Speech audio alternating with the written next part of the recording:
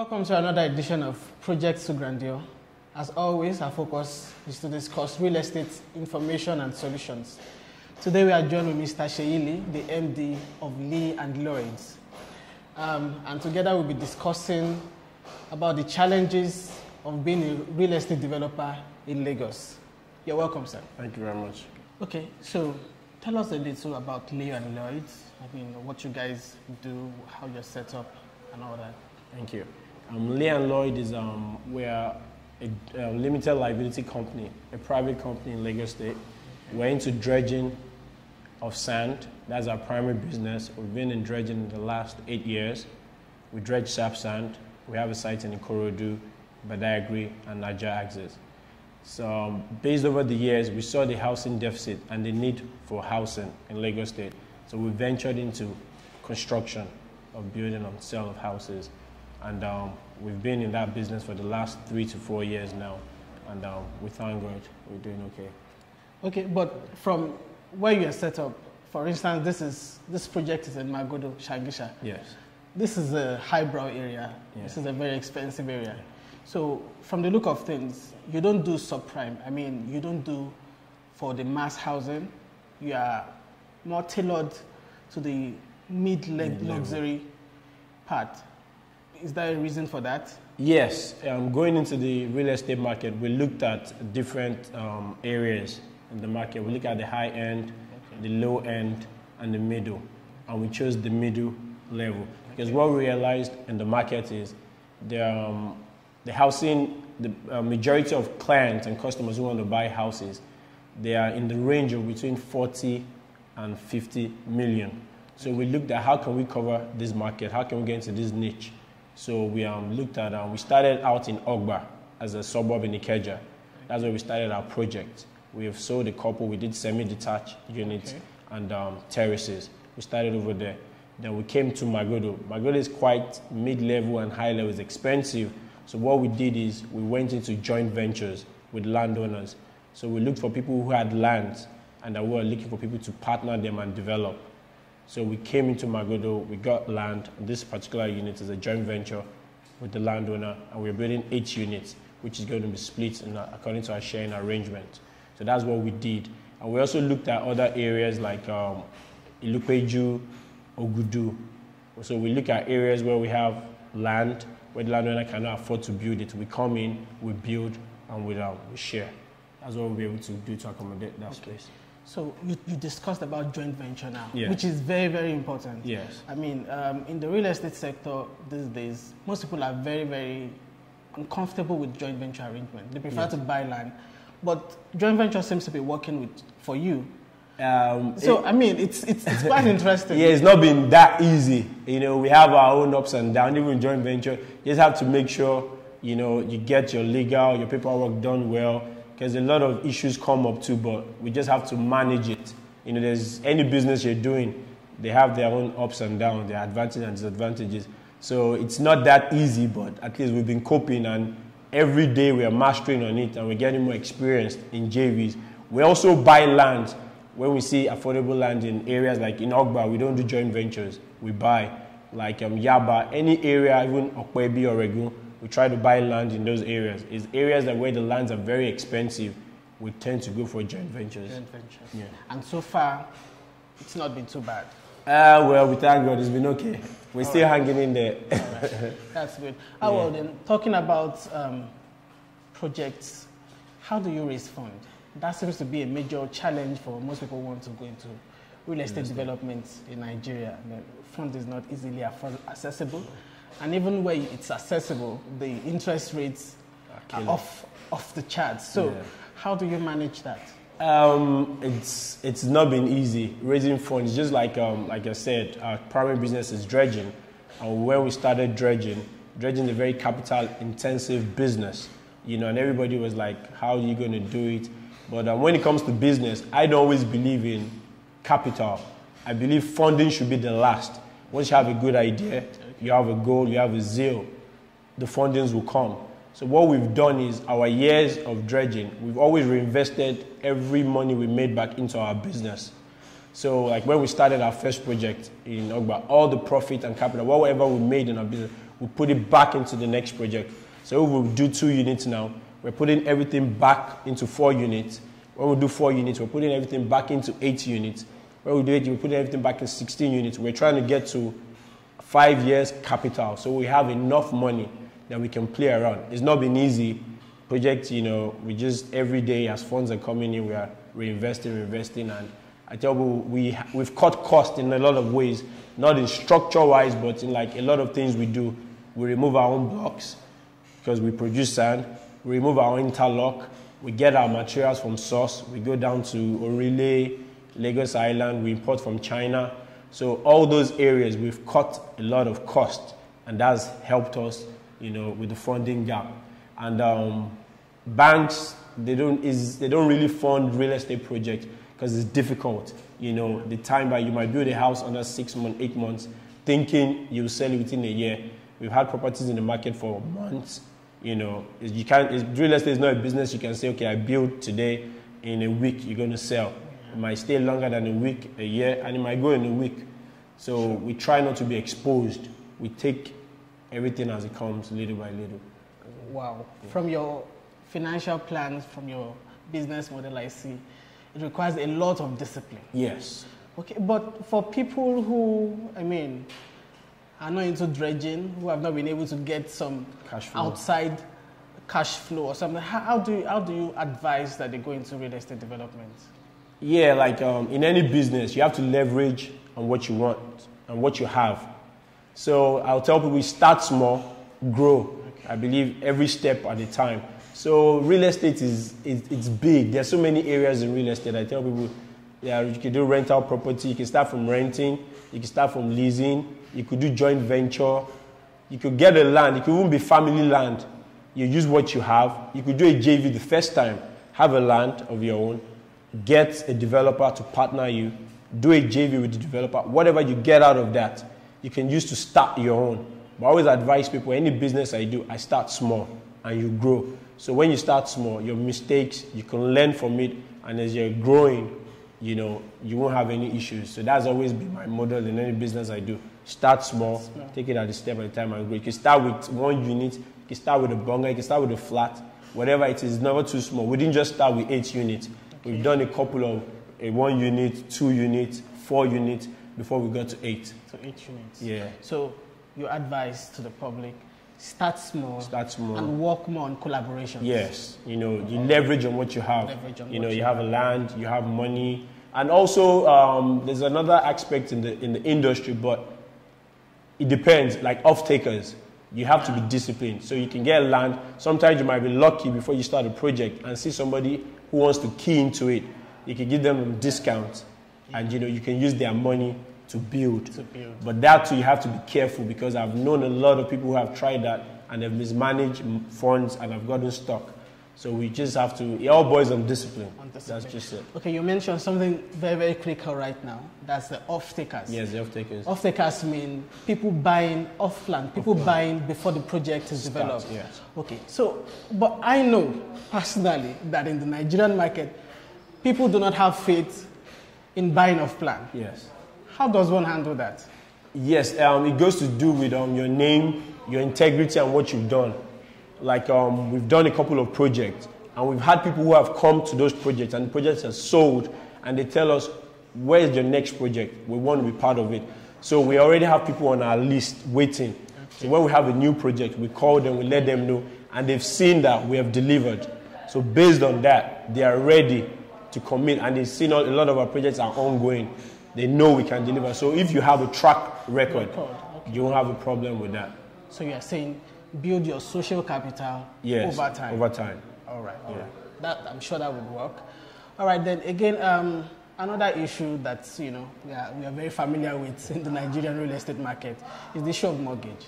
A lot of people see what you do. A lot of people want real estate. A lot of people want to buy. But they can't easily access mortgage. They can't easily access funding. Even for combined income earners, husband and wife together, they earn something good, but they still cannot access mortgage. So is that something you're doing either now or in the future, to help your clients, your buyers, to easily access fund? Yeah, in the area of mortgage and funding, it lies slowly with the banking system and the government. Okay. You know, yeah, there's mortgage out there, but the interest rate is high.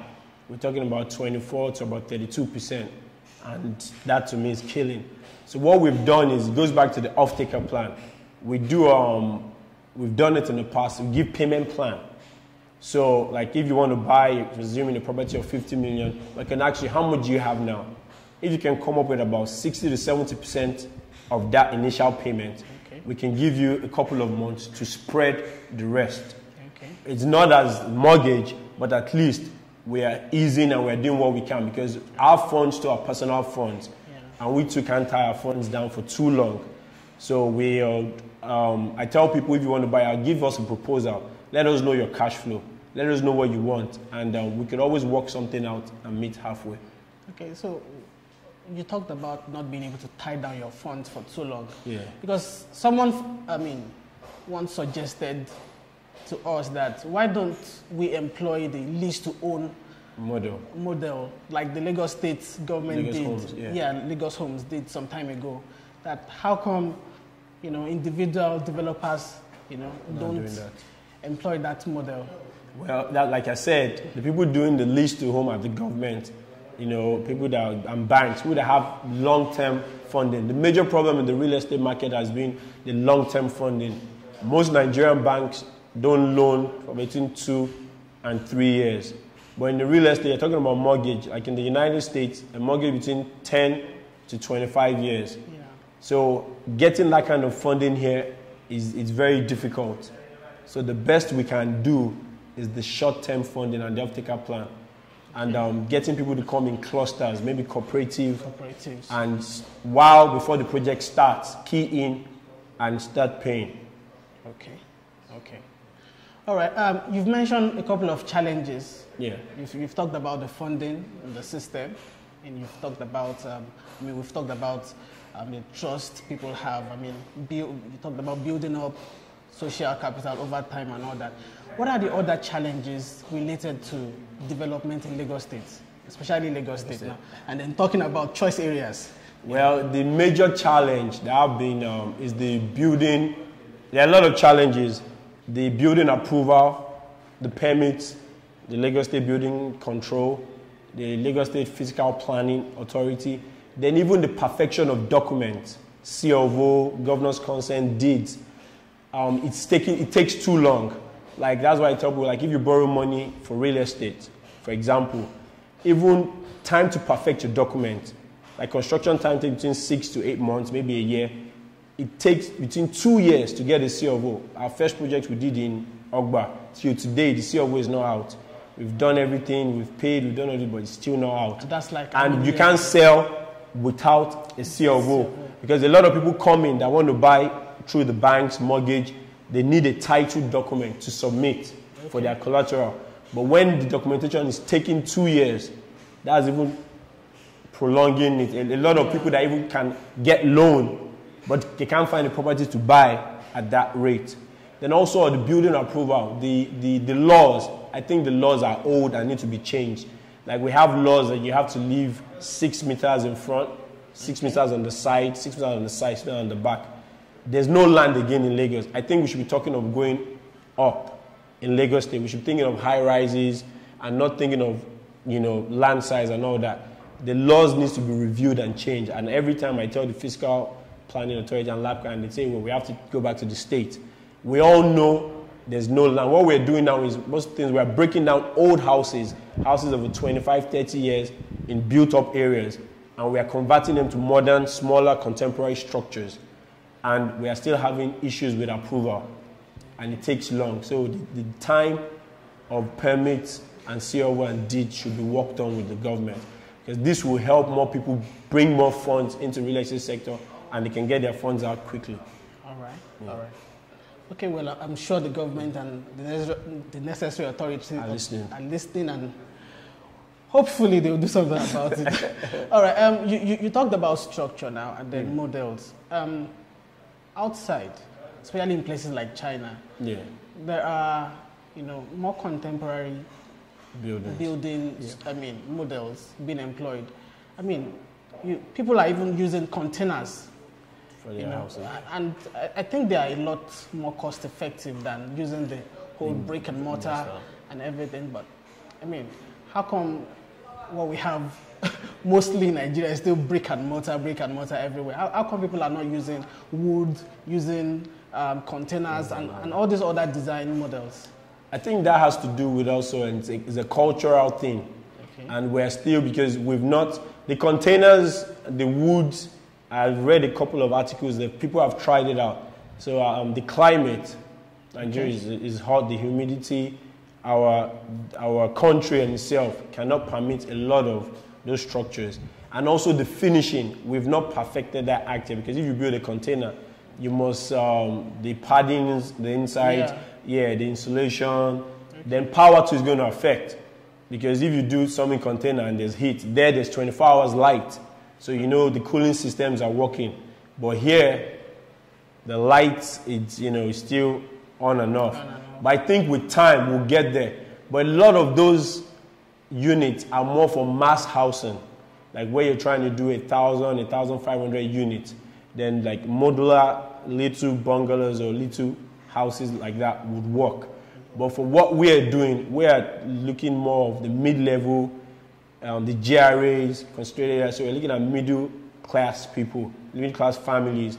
So what they want is more of, structure, fully fitted, all ensuite, in a nice environment. So it's that, like I said, there are different markets in the real estate. But our niche and what we're catering to is the middle-income earners, families that want a nice contemporary 4 to 5 bedroom house in a nice neighborhood. Okay. So we are currently in Magodo Shangisha. Yeah, Magodo and phase 2. this estate is called Leigh and Lloyds Court. Okay. Yes. Are there other projects you are currently doing? Yes. What else do you have in the pipeline? Yeah, presently we have in Ogba a new project. We have 4 units of semi-detached. It's off Iju Road. It's 4 bedroom each with a BQ and a security house. Also in Ogudu GRA, we have 3 units of fully detached duplex, 5 bedroom and a BQ and a security house. Also in Ogudu, we just finished 2 units of 2 bedroom flats, and we're also doing a 4 bedroom duplex in Ogudu. And also in Ilupeju, we have about 8 units of terraces. Okay. And we have other projects in the pipeline, but we want to finish the ones we have now before we move into other projects. We like finish, then we'll move to the next one. Well, we have a lot of JVs already lined up. We have people we're talking to. We have lines. We're doing meetings. Just to know, so when we finish this present project, we already have another project in the pipeline. So once we're done, we move. We're not stopping. We're trying to see how we can reduce and deliver at least, our target for this year is 50 units. Wow. So, and every year we want to increase on it. All right. Thank you very much for your time. Yeah. But before we go, can you give a brief advice to new developers intending to come to the market? A brief advice. The real estate market is still, what's the word? Well, there are a lot of people building, but we still need more developers to come in and build. There's still space. It's slow. What I'll just advise is, like I said, a step at a time. Come in, look for a nice area, get a nice design, get a nice engineer, and just start small. If you have the funds to do it big, that's fine. But the market is still big enough for everybody. Just have your own niche. Know what you want to do. If it's flats, if it's terraces, if it's duplex, if it's semi-detached, and you do it. So you've been watching Projects to Grandeur, and we've been having a discussion with Mr. Seyi Leigh, the CEO of Leigh and Lloyds. For your questions and comments, please follow us on Instagram at Souq Grandeur, and you can subscribe to our YouTube channel, which is also Souq Grandeur. Thank you and God bless.